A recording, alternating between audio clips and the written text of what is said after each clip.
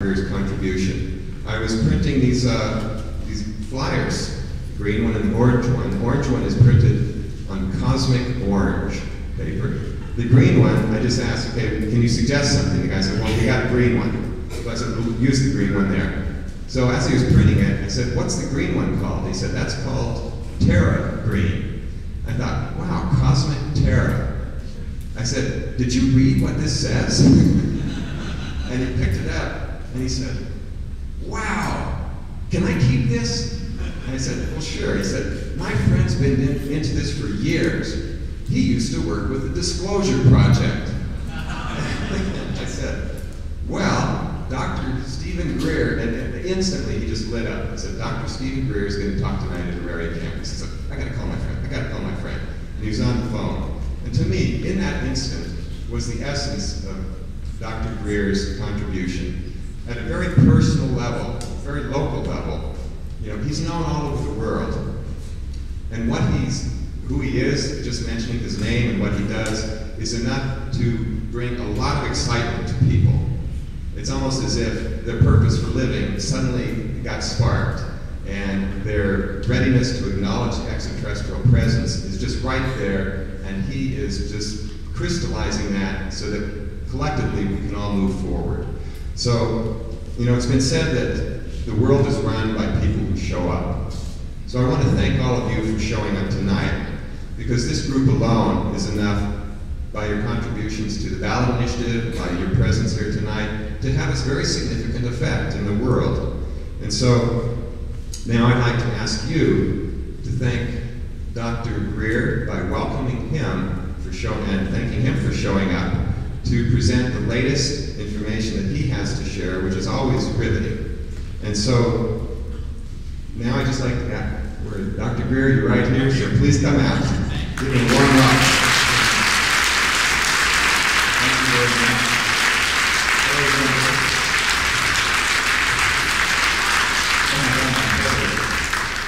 I can remember this, I won't break my leg again. Anyway, thank you very much. And I love what Jeff is doing because it's grassroots, it's here. And I love Denver, I love Colorado. This is one of the first places that we really started organizing all of this was in the Denver area. So thank you for showing up here tonight. You're all great. And I would like to thank the Crypto Science Society for hosting us. Thank you very much. And also for all the volunteers, and in particular, Adam Berry and his family who've done so much to help us with all the volunteers here. John Likely has been with us for years and has been an amazing contributor to this project. And Dr. Jan Bravo, who is a fellow emergency doctor. She and I got to take care of a patient on a United flight flying in from DC last night. And always happens. You have a ER dog on board, something happens.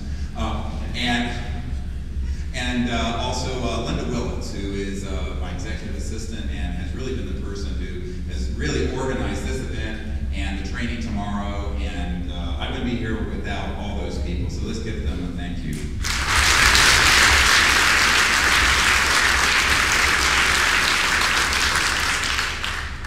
So one of the real purposes of this meeting is to give you an update. I mean, most of you probably have heard about some of the work we've been doing over the last 18 years. I started the Center for the Study of Extraterrestrial Intelligence in 1990. Beginning in 1992, I started giving presentations at the International Association for New Science in Fort Collins. Any of those folks here? Yeah, good, great, pioneers, awesome. And in my misfit youth, I had a lot of experiences with these visitors. And many of you know that my uncle, my maternal uncle, was the senior project engineer that built the lunar module. You know, that funny looking spidery thing that landed on the moon. That was my uncle's brainchild. And Grumman, which became Northrop Grumman. So I grew up knowing about a lot of this stuff, like knee-high to grasshopper, as we say in North Carolina. And basically, what I realized in the course of growing up and having a sighting when I was 8 years old, one of these daytime discs, was that this whole subject was real, but you couldn't talk about it. It wasn't something, it was like, you just didn't bring it up in polite company.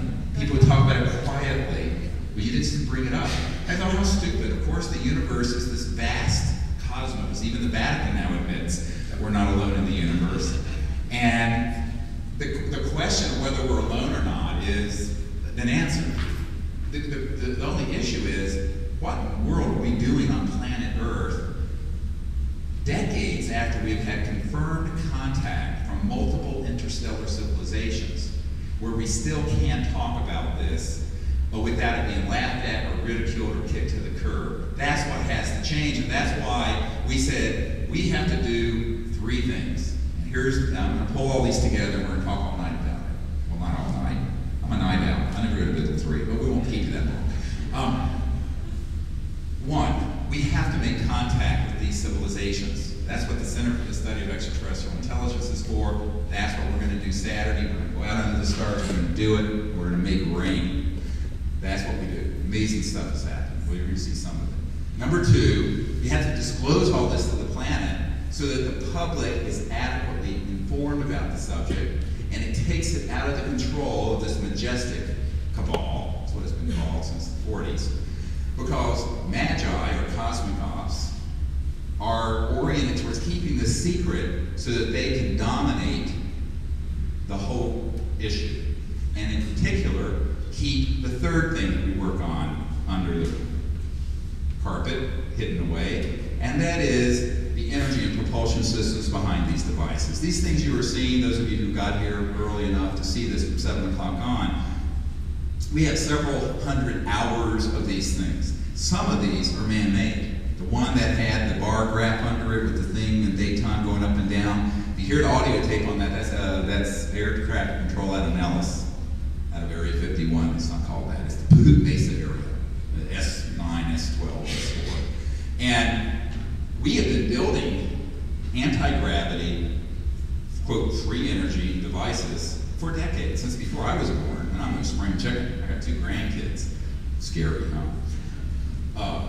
Scary having me as a grandfather. Gnarly, nutty. Anyway, but that's the way it is. I had 2 grandkids.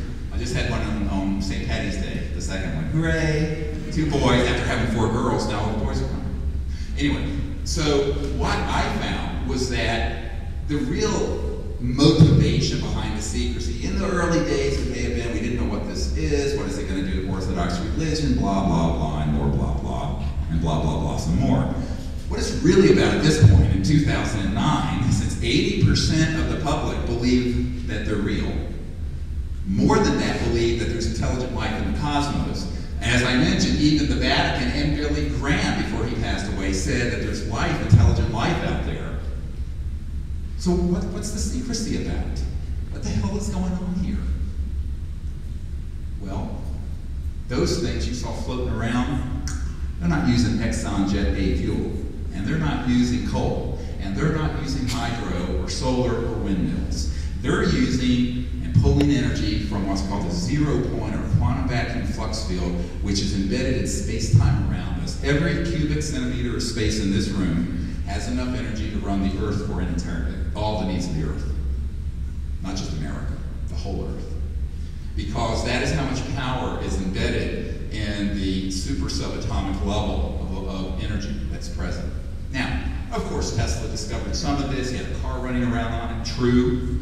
People like Stan Meyer. How many people have heard of Stan Meyer's work with this car that was running on water? He had a hell of a lot more than that. I'm going to tell you about that because we just saw all this stuff. We're the only people since he died to see it.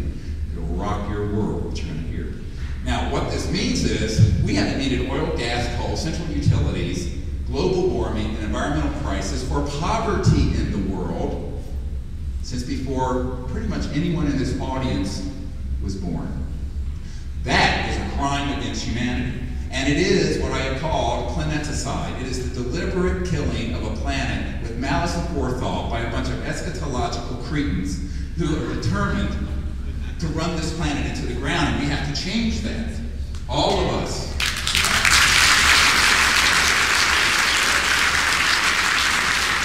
I gave up my medical career to do this when I realized what was at stake. You know, as a child, I really didn't understand why this was a hush-hush subject. And my uncle did. And a lot of other people I got to know well did. And it really is about who controls the planet and how we're living on it. And people have to understand this is not just about little gray things or little green things or little whatever things. It's about life on Earth and our place in the cosmos.